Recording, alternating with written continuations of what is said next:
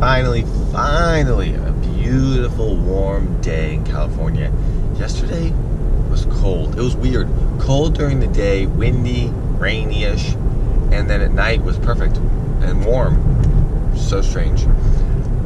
Today, really warm. I'm loving it. I don't want to leave. Little loose agenda. Get everything finished and accomplished that I wanted to yesterday. So today, it's kind of like a fun day for me. I can do pretty much whatever I want, which leads me to not know what to do.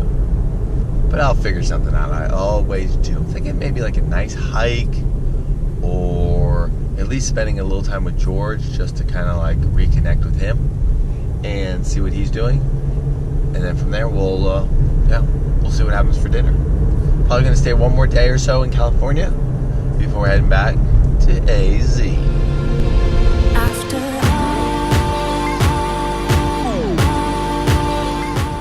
A lot of work, got lots done. Actually, I do want to talk to you about a couple things.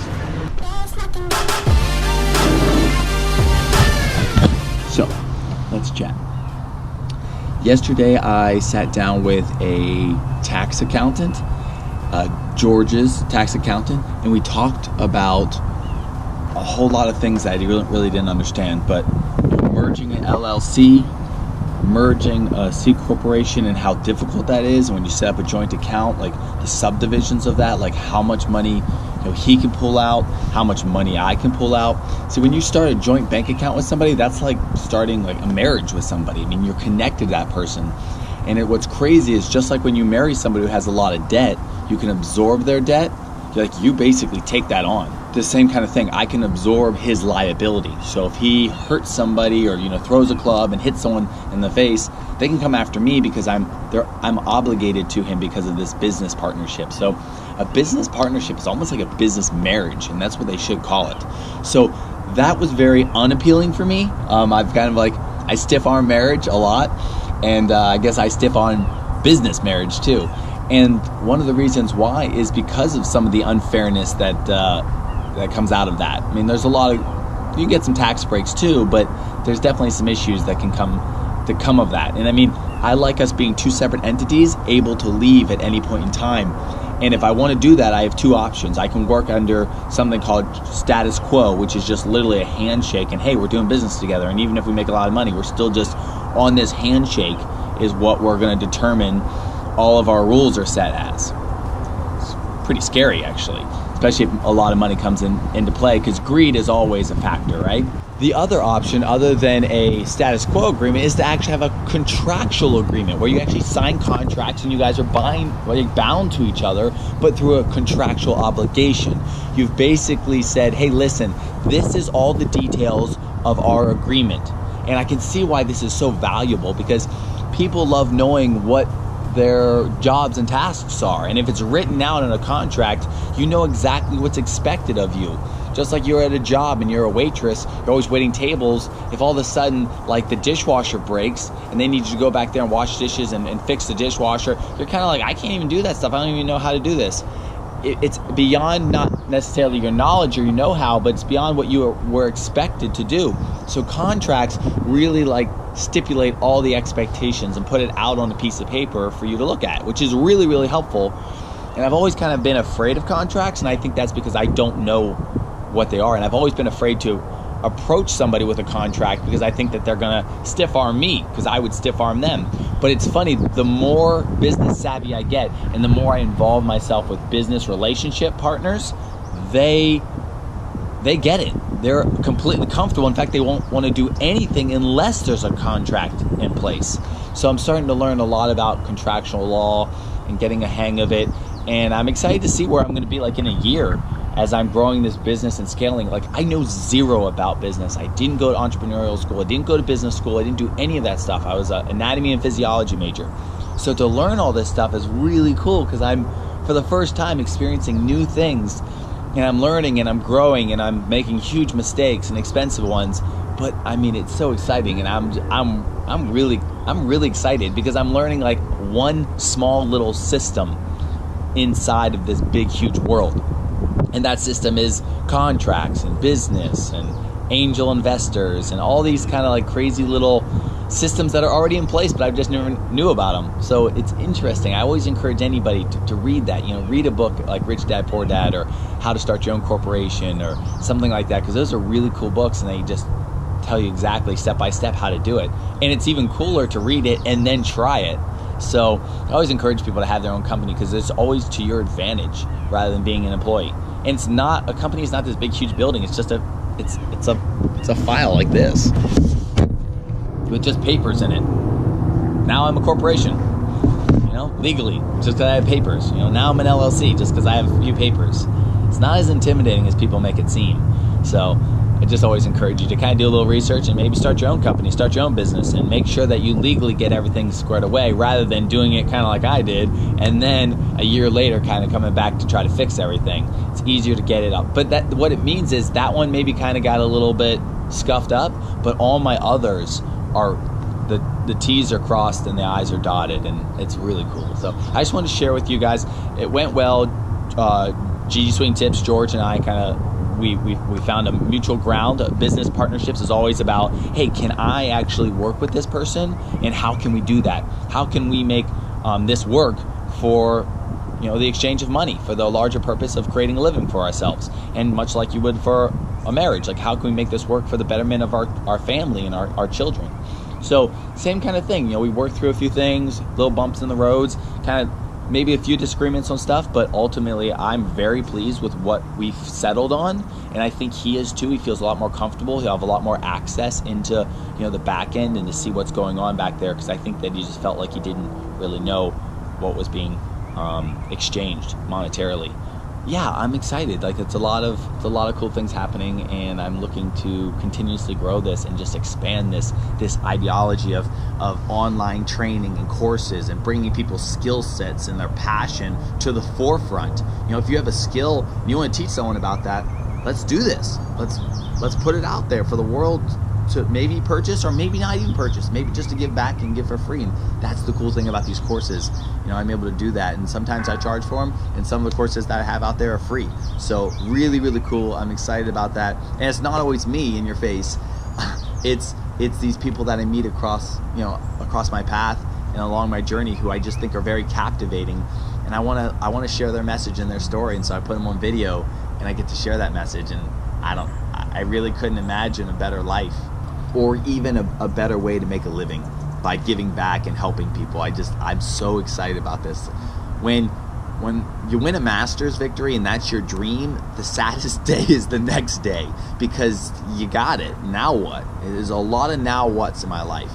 And now there's no now what's, because my focus and my dreams are so vast and not so unattainable. They just never end. They're continuous. I'm choosing goals and dreams that are continuous. So even when I hit those milestones, it's going to keep going and going. And I love that. That's super exciting for me, because that gives me an opportunity to always be hungry for what I'm doing. If you pick something tangible like a Lamborghini, you'll get it. But then what? Now what? Right? 2 Lamborghinis? It never ends, with that kind of stuff. So if something you're fighting for is continual, like give back, and then it's like, okay, cool, charity organization. How do I want to give back? Oh, here's a million ways to do that. Ooh, I want to be an influencer. There's a million ways to do that. You don't have to literally try to influence a million people. You can influence just 2 or 3 or 4, and that's how you get started to a larger scale. Or if you really care about being an influencer, scalability is not that important. You influence who you influence, and you got to be comfortable with that. Some people are like, man, I wish I had a really successful social media account. And I'm like, what does that mean? Lots of people listening to what I'm saying. I'm like, just start with a few, because that really matters. 1,000 people listening to what you're saying and really invested in you is far greater than 1 million that just scroll through you.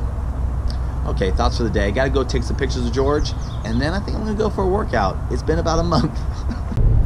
Just got some great pictures with George. Took a lot of them. Didn't have any time to vlog it. I just only had about 25 minutes to grab some photos with him. I lost track of time because I have to be at this workout gym. I don't even know, like 1:30 or so. And it's 1:10, and it's 30 minutes to get there. The math is not adding up. I'm gonna be 10 minutes late. And I think it's one of those things where you really can't be late to it. Like, it's a class, it like starts. So I should be getting there early anyway. That way I know what I'm doing, I know where to go, I know who to pay, I know what to wear, all that jazz. So anyways, we'll speed a little bit, not too much. Hopefully my next vlog isn't me telling you I got a speeding ticket.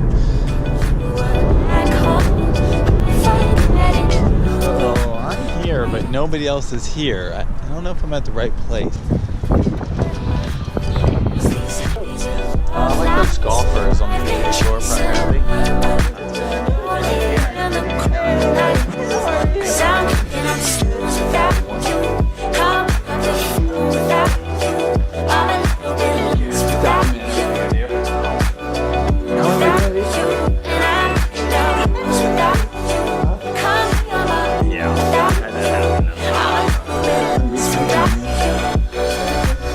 What muscles are we working right now?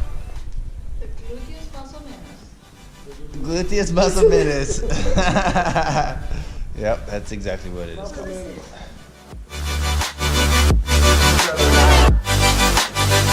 You gotta want it. You gotta push yourself further than you've ever pushed yourself.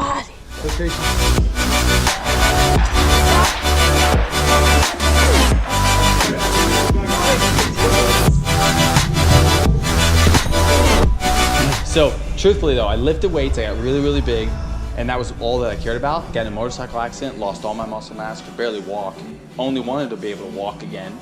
And then I started kind of exploring other things, like what else could I do? I started realizing, like, I just don't want to be strong just physically. I want to be mentally strong. I want to be tough. I want to be knowledgeable. I want to be emotionally tough, you know, so I can handle relationships. And so I looked for diversification in all areas, and strength took on a new meaning for me. So like mentally, emotionally, physically, metaphysically, sexually, all those things, I want to be strong in those areas. And so that's what I've dedicated my most life. And I lose all my muscle mass, but I keep enough just to be okay. So I'm diversified across the board, you know? Good luck with that filming. Thank you, man. The workout has come to a conclusion, and now Yoon and I are getting a little Whole Foods. Is that where we're going? I think so. Okay. Oh, somebody does not have their safety buckled. How was that workout, Yoon? Did you get pretty tired? I got a lot of footage of you on the ground, really sweaty and kind of clammy and gross. Did you get any of me working out, or was it all the rest? Most of you just complaining. And resting, I think. Whoops. Brought up a little bit. This is where I need to like turn my vlog into a podcast, because I got so many like little things I want to talk about. But primarily, some people say, "Hey, listen, I'm afraid of public speaking," and I just say, "Hey, listen, no, you're not," because you publicly speak every time you open your mouth, right? Every time you open your mouth, that's public speaking. All you have to have is a microphone on there that just kind of amplified it, right? What you're really afraid of is not public speaking; it's judgment. It's other people's opinions of you and what they're gonna think about you and say. That's what's really, people are like, "Oh yeah, I hate public speaking." I'm like, no, you don't. Like, be honest about what you hate. You hate judgment. You hate the opportunity to step on a stage where you can be judged. You hate the situation. And I think that's really what I wanted to say with you too. You say, "Oh, I'm so camera shy." I don't think, you're not camera shy. You know, you're not. You've gotten over the fact you're like, I think I'm okay with letting that out there and have people like judge it. I'm okay with that. Like, that's why a lot of artists never really release their albums or their art, you know, their paintings. They're afraid of the judgment that comes behind it. What kind of an artist can you be if nobody is ever able to see your work? Does that make sense? Now it's time for the good stuff. Yeah, it's cold. How are you handling this cold? Not well. Not well. These Californians can't handle cold at all. It's only like, what is that? I mean, we're seriously, what, 60 degrees? 40. No chance it's 40. Snapchat it. Guaranteed. It's gonna be like 50 degrees and y'all just so scared. Every single little, look at them all running. Like all these Californians running. Can't handle the cold. What's Snapchat say it is? 66.